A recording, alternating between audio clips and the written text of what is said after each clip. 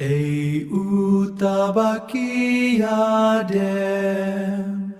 kinongap lang brod hasem. Dei utrai atins ngopela, Dei utrayu sim kaburom, hakijajong ungidem, atonguya ujunom.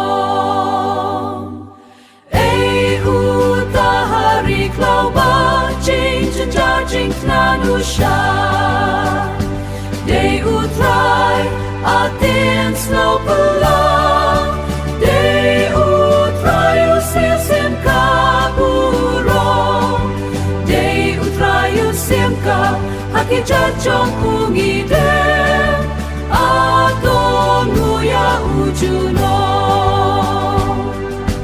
Ei utabaki kerku na martin jem no jong u, Dei utraya tins no pela,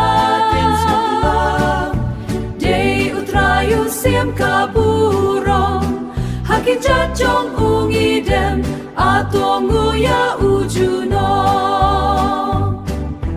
Ei utahu banong pang, nong shem jinjar kialang, Dei utraya tins no pela,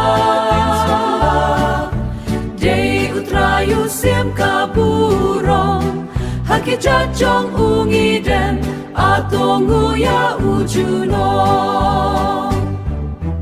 Ei utada jing pangno, hajing tepu las rosu,